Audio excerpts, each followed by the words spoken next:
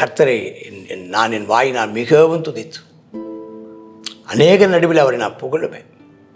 ஆக்கினைக்குள்ளாக தீர்க்கிறவளை நின்று எளியவனுடைய ஆத்துமாவை ரட்சிக்கும்படி அவரின் வலது பார்சத்தில் நிற்பார். என்னுடைய சத்துருக்களுக்கோ சாத்தான் வலது பக்கத்தில் நிற்பான், எனக்கோ கர்த்தர் வலது பார்சத்தில் இருப்பார்.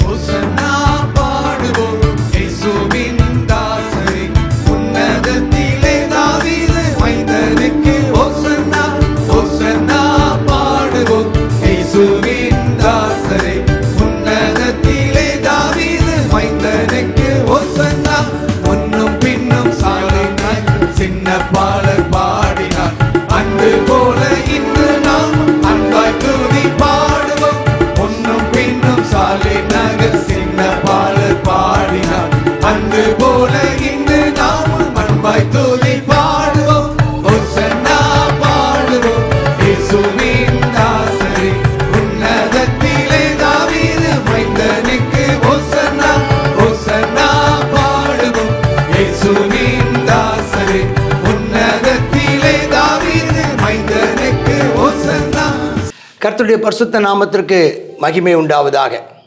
சங்கீதம் 109வது சங்கீதம், ராக தலைவனுக்கு ஒப்புவிக்கப்பட்ட தாவீதின் சங்கீதம். இந்த சங்கீதத்தில் கற்றதும் பெற்றதும் அப்படிங்கிற வகையில் புரிந்து கொண்டது என்னென்னா, நம்ம எல்லாருக்குமே பாடுகள் உண்டு, துன்மார்க்கர்கள் நமக்கு விரோதமாக உண்டு. துன்மார்க்கனுடைய வாய் பாருங்கள், 2வது வசனம் பாருங்கள், துன்மார்க்கனுடைய வாயும் கபட்டு வாயும் நமக்கு விரோதமாக, எப்பவும் உனக்கு விரோதமாக ஒரு துன்மார்க்கு இருந்துகிட்டே தான் இருப்பான். அவன் கள்ள நாவுனால என்னோட பேசுகிறான், அவன் பேச்சை நம்பவே நம்பாத. அவன் கபடு உள்ளவன், கள்ள நாவு. அவன் பகை உண்டாக்கும் வார்த்தைகளால் என்னை சூழ்ந்து கொண்டு உங்களை சூழ்ந்துட்டு முகாந்திரம் இல்லாமல் அவங்க கூட போர் செய்வாங்க. நீங்கள் அவங்கள நம்பி ஸ்நேகம் பாராட்டுவீங்க, ஆனால் அவங்க விரோதிப்பாங்க. கவலைப்படாதீங்க, நீங்கள் ஜெபம் பண்ணி கொண்டு இருங்க. அல்லேலூயா. சொல்லுங்கள், நானும் ஜெபம் பண்ணி கொண்டு இருக்கிறேன். இந்த ஒரு வார்த்தையை சொல்லுங்கள், நானும் ஜெபம் பண்ணி கொண்டு இருக்கிறேன். இப்போ 1ஆம் வசனம், நான் துதிக்கும் தேவனே மௌனமாயிராதேயும். அப்போ அந்த வசன சங்கீதத்தை வாசிக்கும் போது நம்ம அந்த வருஷப்படி தான் 1ஆம் வசனத்துலேருந்து வாசிக்கிறோன்னு இல்லை, அதில் வந்து நம்ம அதுலேருந்து என்ன தெரிஞ்சுக்கிறோன்னு. இப்போ நான் இந்த காலகட்டங்களில் உங்களோட பகிர்ந்து கொள்வது ஒரு டிவோஷனல் அப்படிம்பாங்க, டிவோஷனல் மெசேஜ் அப்படிம்பாங்க. அதாவது தியான செய்தி. அந்த தியான செய்தியையும் நான் எப்படி கொடுக்குறேன்னா, ஒரு டிஸ்கஷன் மெத்தடில் நான் உங்களோட கூட பேசுகிற தொனியில் நான் உங்களோட பேசுகிறேன். அப்போ துன்மார்க்கனுடைய வாய் நமக்கு விரோதமாக இருக்குது, அவன் கபடு அவன் வாயில் இருக்குது, கள்ளத்தனமாக பேசுகிறான், அவன் வார்த்தையில் பகை உண்டாக்குற வார்த்தை இருக்குது, முகாந்திரம் இல்லாமல் போர் செய்கிறாங்க. நீ அவனை சிநேகித்தாலும் அவன் உன்னை விரோதிக்கிறான். இப்படிப்பட்ட சூழ்நிலையும் நீங்கள் ஜெபம் பண்ணுங்க. நீங்கள் நன்மை செய்கிறீங்க, அவன் தீமை செய்கிறான். நீங்கள் சிநேகிக்கிறீங்க, அவன் பயக்கிறான். இந்த சூழ்நிலையும் நீங்கள் ஜெபம் பண்ணுங்க. நான் துதிக்கும் தேவனே மௌனமாயிராதேயும். சொல்லுங்கள், நான் துதிக்கும் தேவனே மௌனமாக. ஏனென்றால் அப்படி ஒரு கேள்வி கேட்டீங்கன்னா பின்னால் வசனம்லாம் இருக்கும். நான் துதிக்கும் தேவனே மௌனமாயிராதீங்க. ஏன்னா இப்படிப்பட்டவங்களாம் என்னோட பேசிகிட்டு இருக்கிறாங்க, ஆனால் நானும் ஜெபம் பண்ணிகிட்ருக்கிறேன், நானும் நன்மை செஞ்சிட்டே இருக்கிறேன், நானும் அன்பு கூர்ந்து கொண்டே இருக்கிறேன் சொல்லிட்டு 6ஆம் வசனத்துலேருந்து அவர் என்ன செய்கிறாருன்னா, 6ஆம் வசனத்துலேருந்து என்ன செய்கிறாருன்னா, அவன் மேலே சாபமான வார்த்தைகளை சொல்கிறார், அவன் மேலே வரக்கூடியதான ஆபத்துகளை சொல்கிறார். ரொம்ப மனவேதனை. 6ஆம் வசனத்துலேருந்து 20ஆம் வசனம் வரைக்கும் அந்த துன்மார்க்கனை என்ன செய்கிறாருன்னா, இவர் கர்த்தருடைய நாமத்தினால அவனை கடிந்து கொள்கிறார். என்ன சொல்கிறாருன்னா, ஆண்டவரே இந்த துன்மார்க்கு மேலாக ஒரு துஷ்டனை ஏற்படுத்தி வைங்கப்பா, சாத்தான் வலது பக்கம் நிற்பானாகப்பா, அவன் நியாயம் விசாரிக்கும் போது குற்றவாளி ஆகட்டும்ப்பா, அவன் பண்ணுற ஜெபத்தை கேட்காதீங்க, அது பாவமாக போட்டும்ப்பா, அவன் நாட்களை கொஞ்சமாக்குங்கப்பா, அவன் உத்தியோகத்தை வேறு யாருக்காவது கொடுங்கப்பா. இந்த வசனம் இந்த உத்தியோகத்தை வேறொரு பெறக்கடவுங்கிறது யூதாஸை பற்றி சொல்லப்படுறது பார்க்கணும். இது யூதாஸையும் சிலர் சொல்கிறாங்க, இது யூதாஸுக்கு ஒரு சம்மந்தப்பட்டது அப்படின்னு சொல்லி நம்ம பார்க்குறாங்க. யூதாஸோடு சம்மந்தப்பட்டதாக பாருங்கள். அவன் அவ்வளோ நாளாக இயேசு நாட்டோடு இருந்திருக்கிறான். ஒரு கபடு வாயும் ஒரு கள்ள நாவும் ஆண்டவர் செய்த இயேசு செய்த நன்மைக்கு ஈடாக ஆமாம் ஸ்தோத்திரம், அவன் தீமையும் அவருடைய அன்புக்கு பதிலாக பகையும் கொடுத்துட்ருக்கிறான். ஆனால் இயேசுவோ ஜெபம் பண்ணி கொண்டே இருந்தார்.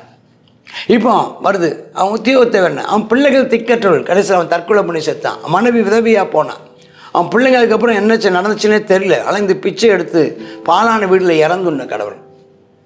கடன் கொடுத்தவன் உள்ளதெல்லாம் அபகரித்துக் கொள்வானாக, அவன் பிரயாசத்தையும் பலனை அந்நியர் பறித்துக் கொள்வார்கள். இதெல்லாம் சாபமான வார்த்தைகள்.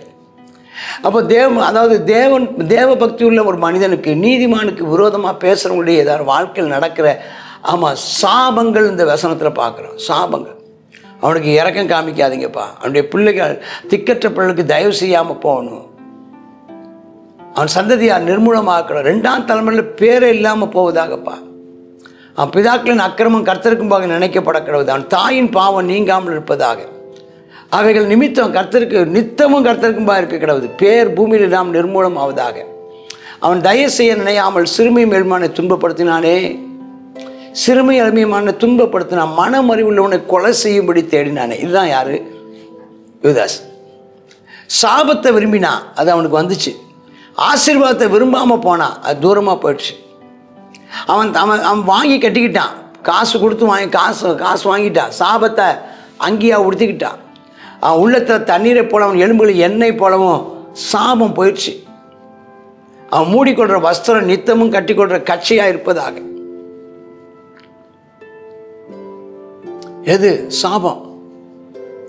அவன் சொல்லிட்டு 20ஆம் வசனம் சொல்ல, இதுதான் என்னை விரோதிக்கிறவர்களுக்கும் என் ஆத்மாவுக்கு விரோதமாக தீங்கி பேசுகிறவர்களுக்கும் கர்த்தரால் வரும் பலன். அருமையான சகோதரியே, அருமையான சகோதரனே, அன்பு ஊழியரே, என் நண்பரே, நான் ஒன்று சொல்கிறேன், கவலைப்படாதீங்க. உங்களுக்கு விரோதமாக கல்லனாவா? உங்களுக்கு விரோதமாக கபடு பேசுகிறாங்களா?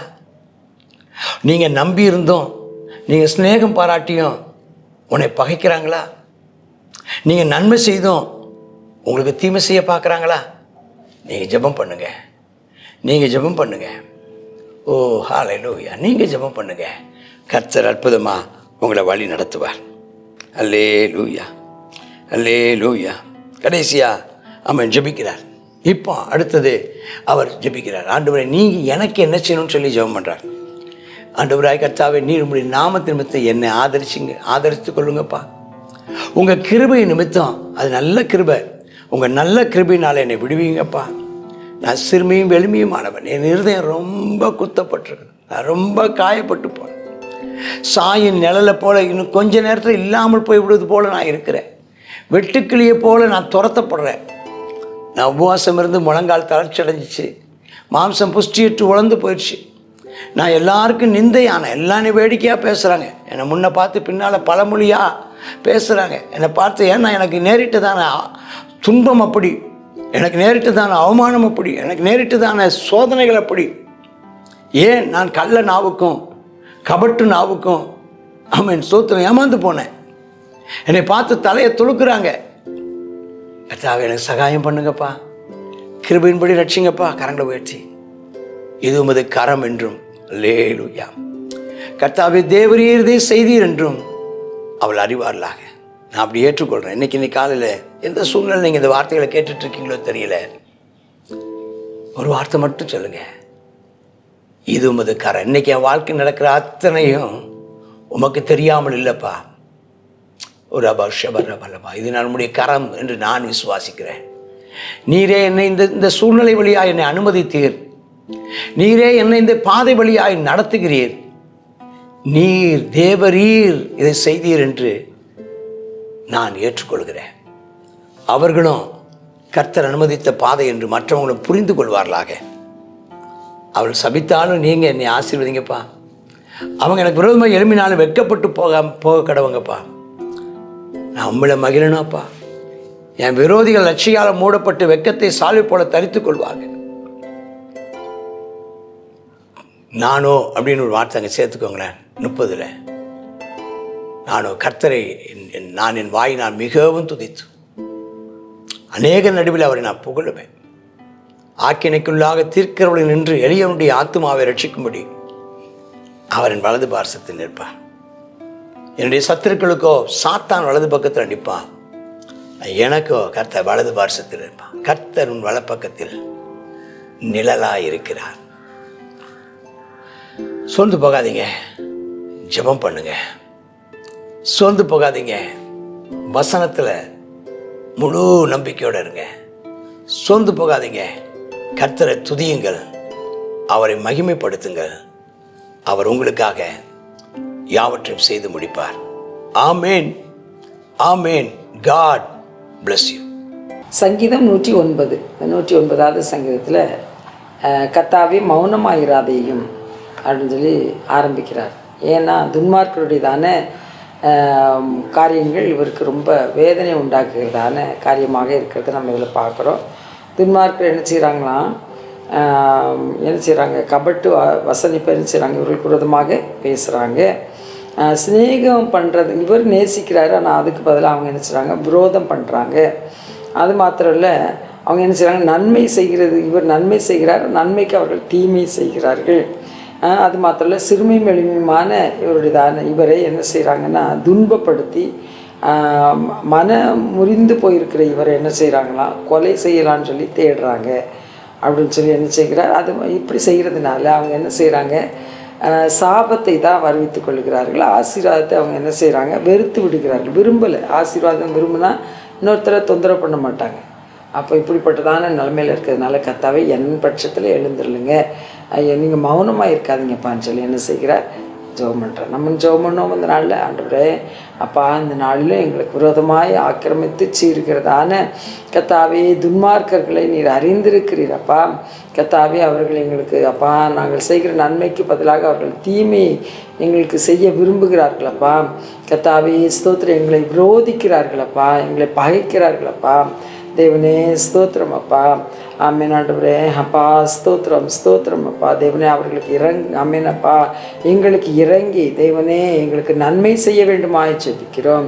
அவங்க கர்த்தாவே அப்பா எங்களை ஆமேனப்பா ஸ்தோத்திரம் அற்பமாக எண்ணி தேவனே அப்பா எங்களை ஆமேனப்பா கொலை செய்ய தேடுகிறார்களப்பா. இப்படிப்பட்டதான மனிதர்கள் ஆமேனப்பா தங்களுக்கு வருகிற சாபத்தை அடைவார்களே ஆண்டவரே, அதை குறித்து அக்கறை இல்லாமல் இருக்கிறாங்களே, ஆசீர்வாதம் இல்லாமல் போயிருமே.